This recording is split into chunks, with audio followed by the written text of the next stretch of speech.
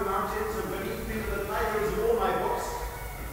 And I can see ahead to the 3 books that are going to come, I suppose, before I die. The 3rd volume of my church Bible, the 3rd volume of my church Bible. And how many of you know that I've written volumes 1 and volume 2?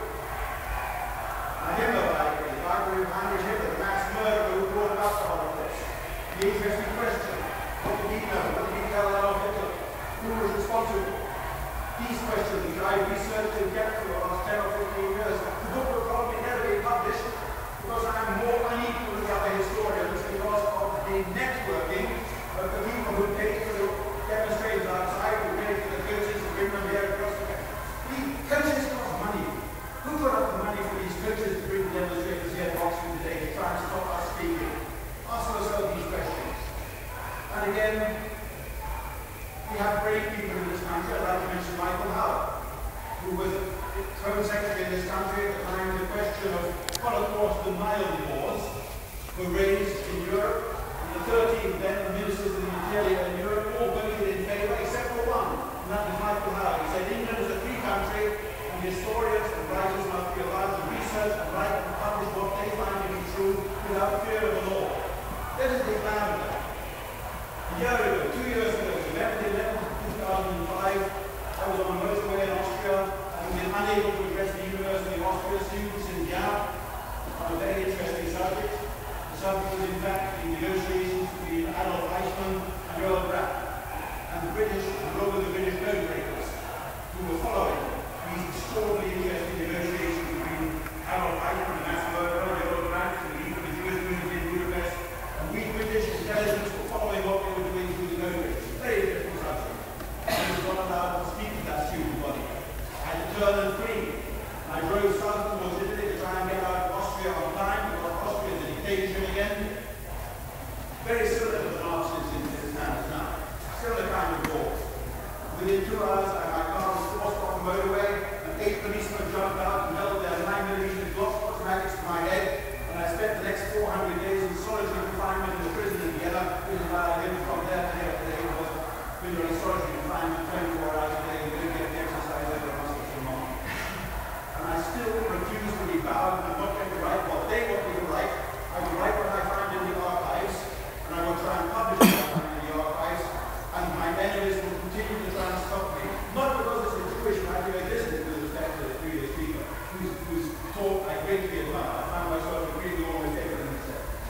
It isn't a Jewish matter. What people don't like about what I write about history is what concerns me as an Englishman. I was born in 1938 into a great world empire. We saw that empire frittered away in a useless war, and I am convinced as a historian from the records that I've read in Germany and in Britain, that Britain was never at risk. We could have gone out of the war cheaply in 1940, we could have accepted it as dangerous as many members of the cabinet wanted to, and there would be no Holocaust, because it happened after 1940. The selfish British politicians decided to fight on, and the records show it quite clearly. The records of the German naval staff, the naval high command, the records of the British Public Record Office in Kew show this beyond peradventure. I've got the right to publish that. I published it in my Hitler biography, Hitler's War. I published it in the Churchill biography, and people don't like this because they don't like being told that World War II was a journey we shouldn't have taken. World War II, the post of the war said, is your journey really necessary? We were bankrupt on the 5th of December 1940 because we were fighting a war that damaged only Britain and benefited only the United States. And this was a very, very great shame, because I personally am proud of what we British did around the world with the empire that we built over 11 years.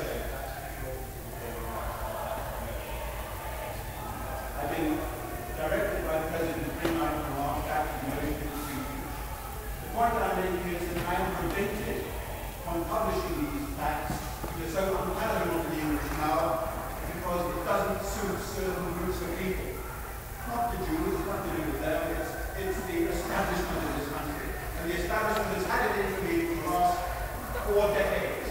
Go to the records, and you can see the records that are now coming out now for 30 years, and how they tried to have the arrested and prosecuted and put in prison in this country. Freedom of speech is too important not to protect.